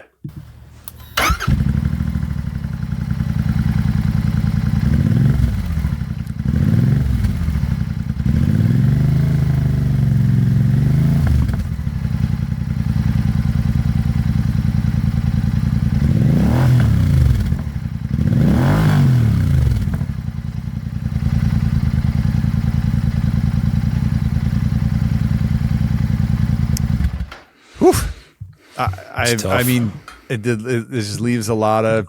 There are a lot of Japanese inline fours. I think it's old. I'm going to say, I wanted to say pre 1980, but I'm going to say pre 1990. Does that help it narrow it down for you guys? Can you start naming? I think it's big. Japanese I think it's big displacement. This is not a 600cc sport bike. This is something that I feel has got to be bigger than that. So what we need here is a connection to Phil. Like I'm going to start naming bikes, Phil, and you got to tell me could it be are there any inline 4-cylinder Nighthawks? No, there are, right? No, yes, well, there was not Nighthawks. No, the Nighthawk was an inline 4. Oh yeah, but not big displacement. right. Okay, right. But it's just it doesn't Producer have Chase to be is wily. displacement. Producer Chase is wily. It could be a Nighthawk. Like 650. How big was your Nighthawk? His was a 650, but that's not a Nighthawk. But they bumped it to a 750. I mean, it's like a Nighthawk without a muffler on it. Maybe, but it's not a CBX. No, we had a CBX. Yeah, we had a CBX. And CBX is all right. Yeah, generally a little smoother. That's the big inline 6 for those of you not familiar with the Honda CBX. Yeah. Yeah, I want to say Kawasaki GPZ 900, first Ninja. That feels like that era, like 80s inline 4. But Producer Chase is getting on here's the Top Gun bike out of nowhere. He's going with something that Phil's related to. I like where Zach was going around like something in Phil's history. Exactly. I had a buddy who had a 84 Nighthawk 650 who took the muffler off. I had another buddy who had a Nighthawk 750 from like 94.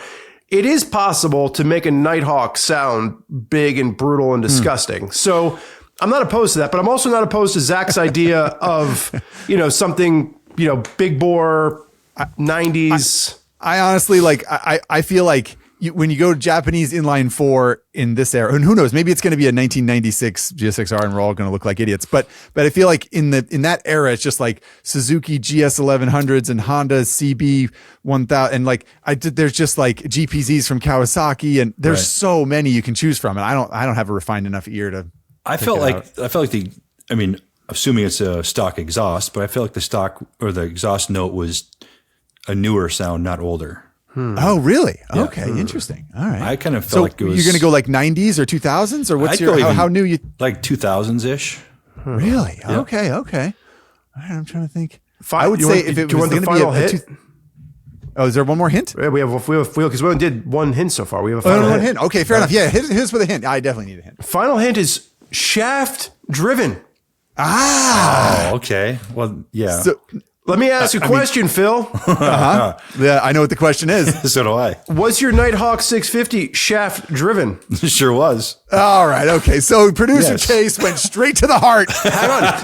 But it's important to note that when the Nighthawk got changed to the Nighthawk 750, which was the more like widespread version of that was not a shaft driven bike. That was a chain driven bike. Yeah. No, mine was shaft. Yeah. But it just, I don't remember. I don't remember that whirling sound either. Oh, okay. So Phil's not convinced that we know. Yeah, I know he's not confident. But see, I don't think he doesn't know Producer Chase the way we know Producer Chase. Oh man, he's a sick son of a bitch, Phil. He turns your own mind against you. All right. You know what's going to be funny is we're going to be like, it's definitely an early 80s Nighthawk 650. And then sure enough, Phil's going to be right. And it's going to be like a 2003 Kawasaki ZRX. What other inline 4 Japanese motorcycles have a shaft drive? Right. That's where I was going. Yamaha FJR 1300. That's shaft, right? That's a shaft drive. I think so. It sounds sure. Yeah, I'll buy that. Also, it's an inline 4 because I was going to say OG Goldwing 4-cylinder shaft drive, right? Yeah. Or was it but that's not inline 4. Don't even go there. It doesn't matter.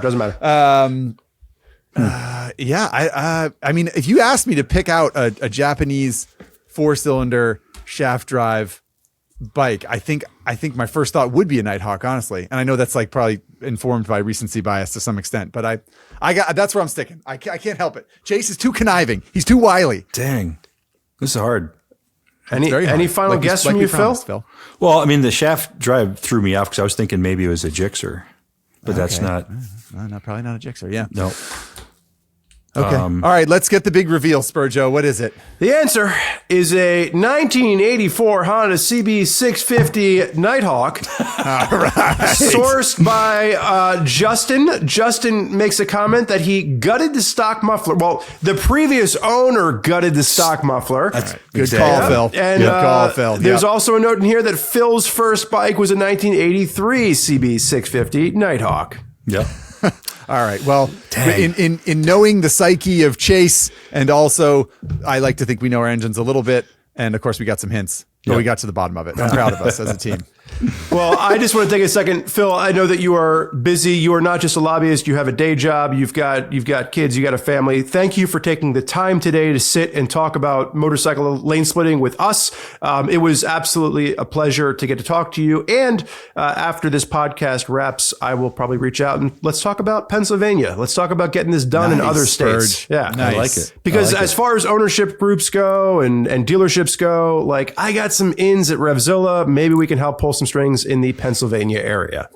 I love it. I appreciate it being here. This is fun. I could do this all day. It's much more fun than my day job. Right. Well, no one. Yeah, I mean, come on. No one would be able to do this for their actual job. Don't get your head in the clouds there, Phil. Man, oh man. But yes, thank you again for the time and your expertise and the information. I hope that it's helped our listeners understand the process a little bit better, and hopefully we'll see more of this pass in the future. But in the meantime, thank you again for hanging out with us. Thank you. Thanks for doing this.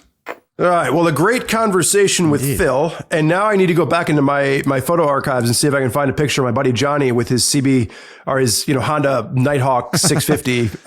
Because I mean, it's the only thing that I had to reference to. And as soon as I read the Shaft Drive, I was like, yeah, I can't think of another bike that would have that. We're on to you, producer Chase. We're sneaking in these bikes and like slipping a little blade between our ribs, but we're. But if we wouldn't have known producer Chase well, I would have never got it. Like if I wouldn't have known that Phil had this as a first bike and producer Chase is Wiley.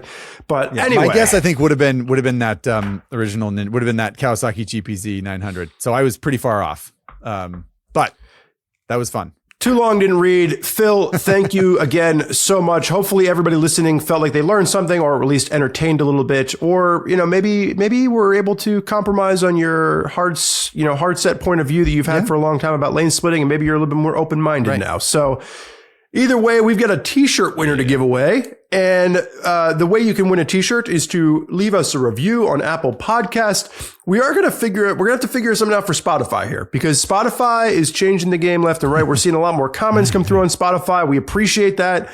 Zach and I have been trying to keep up with reading and responding to certain comments that are coming through on Spotify. But as far as it goes right now for the remainder of season 9, if you want to win a t-shirt, please leave us a review on Apple Podcasts. We do our best to read through all of them. It helps with distribution of the podcast.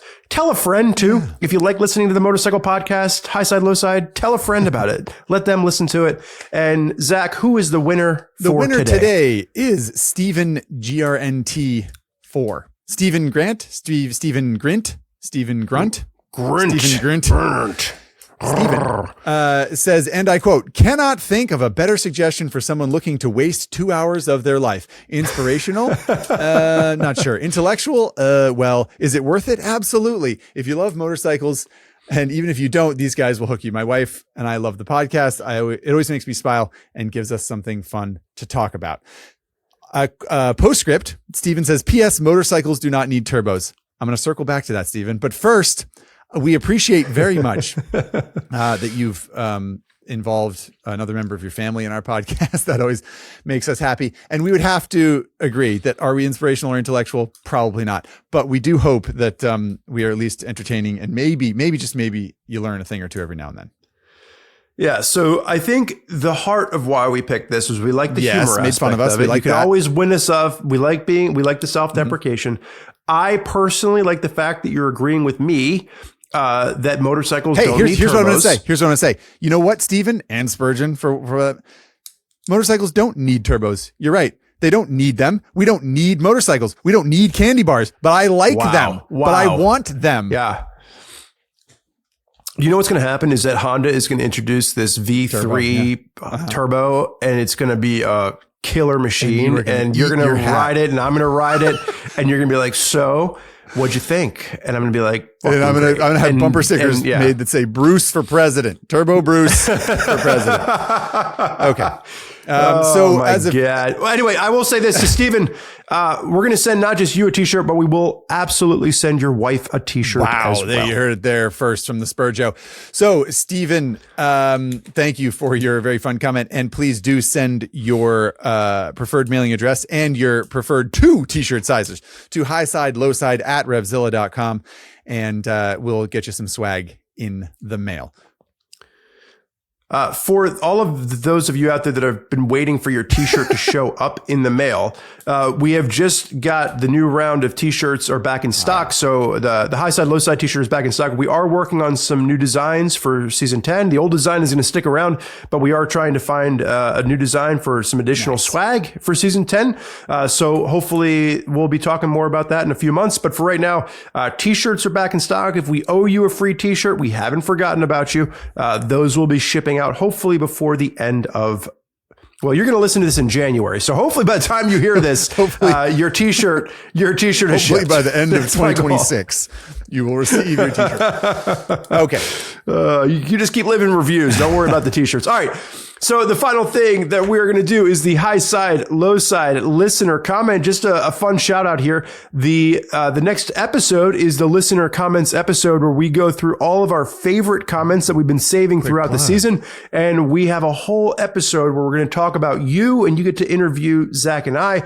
But for today, the email came in from Peter, and Peter says, I kind of disagree with what Zach says when he mentions motorcycle journalism industry and it becoming obsolete. This is in reference to the AI episode that we did. Peter goes on to say, as AI gets its information from those articles in the first place, without motorcycle journalists creating articles, AI would not have any answers. P.S. Love the show. Love Spurgeon more. Hope that you keep up the great work. I'm reading along with you, and that's not what he said. Peter did say he loves the show. Appreciate that, Peter. Everyone's disagreeing with Zach. We don't want turbos. We don't disagree with the AI. Okay, Zach's on the chopping block today. Here's what I'll say. Peter is right about this. And I should clarify what I meant about motorcycle journalists or motorcycle journalism becoming obsolete. As it stands, when Spurgeon goes to Italy to ride a new Ducati, or I go to Spain to ride a new Triumph, or Ari goes to Nevada to ride a new We should reverse Honda. that. You're going to Italy to ride a Ducati. I'll go to Spain to ride a Triumph. The point is, we go to these events and we take all of our thoughts and we put them, and we spend all this time typing out on a keyboard and all, create some sort of coherent summary of the motorcycle over the course of 1,000 or 2,000, or in Spurgeon's case, 3,000 words. And those are important because we have come to trust the human mind to make some of the same assumptions. What I'm saying about this is that the way this will die off is not that human opinions and notes will disappear, but rather that we won't have to write them anymore. And that'll be a sad day, because you'll be able to just say, like, I'll come back from riding the 2035 Triumph XYZ 1200 and say, I can just put in my notes, right? I could just say, brakes are better than they used to be. Good upgrade. I really like the turbo, no turbo lag on this new Triumph. You see what I did there? There's a little turbo. And then very comfortable. Wind protection's good. Windshield needs to be bigger. Passenger seat's not very comfortable. Stock luggage is garbage. You should get aftermarket stuff. And I'll just dump that into AI, and AI will create an 800 or 1,000 word article based on what I've given it. That's what I'm imagining in this motorcycle journalism dystopia. I don't want this to happen. I shall keep on tapping on keyboards as long as I can. But Peter makes a good point that if you remove all the information from the internet that has been produced by people, then the robots can't conglomerate it. And that's a fair point. So I want to take this one step further, just because I want to prove to all of you out there listening on Spotify that are leaving us comments that we are reading the comments. And there was a comment on this episode talking about, I don't really like AI because AI right now feels like I'm just getting like some generic answers like I would sometimes find on Reddit. and there's really no authority to back it up. Well, fun fact, because of intellectual property laws for a lot of this AI, for a lot of the AI technology powered by Google, there was actually a partnership, from what I understand, between Google and Reddit. And a lot of the AI quick responses that you get at the very top of a Google search right now are actually powered by Google kind of doing a skim through of Reddit to come up with the bullet point answers that you're seeing. So you're not far off. And I think it proves Peter's point a little bit better, where, you know, if you have somebody that you like, if you have an appointment of somebody whose, you know, confirmation bias you like to follow along with, and that's in anything in life, especially motorcycling, you know, or you just have entertaining people you like to follow, I like to believe that, you know, we're still going to have an audience 10 years from now, despite the fact that robots can do everything for you. I think that human interaction is still important, and human opinions still matter. I like to know what Zach thinks after getting off a motorcycle. I like arguing with him if I disagree about turbos. And I think that there's a lot of people out there that are the same way with their riding buddies, with their riding clubs. You know, Phil was talking a lot about that with his riding clubs that he belongs to. There's a reason that we have these things still in society. And so for me, that's where I hope, you know, it kind of wins out in the end. I like it. Fair enough. All right, Spurjo, this is where we tell the ladies and gentlemen that if you're watching on YouTube, you can leave a comment below. We'll skim through them there. You can also send us an actual electronic mail at Highside, Lowside at RevZilla.com with your 30-second engine sound clip if you want to, with an opinion. Reaching out for Spurgeon's personal cell phone number. I often give that out to people that write in, even if they don't ask. So please. 872-437-9644. So please send us along any comments, and please, like, subscribe, share, all that jazz, whatever. We are very grateful, thankful that you have spent another couple hours of your life with us, in this case, talking about lane splitting, hopefully learn a thing or two. Spurge, you got any big takeaways this time around? What's your I'm cautiously optimistic that we could see lane splitting, you know, really become something that is universally adapted, right? And here's what I'll leave you with in that regard was, before we even talked to Phil, I was doing research for this episode, and through my research, it appears, and I need to dig a little bit deeper, that in 2022 or 2023, the state of New Jersey, right next door to me, where my wife is from, we don't like to talk about that too much in the family lineage, but in the state of New Jersey, they have legalized lane filtering, which I wasn't aware of. So here is the neighboring state, right, has passed a law saying not lane splitting, but lane filtering is now legal. I did not know that. And so my hope is that by talking about this, by seeing more states pass laws, it can become something that's a little bit more common knowledge and household knowledge, especially as it relates to the automotive side of the public and being more accepting of motorcyclists. And that's my happy, heartwarming feelings as I'm going away from this. That's nice. What about you?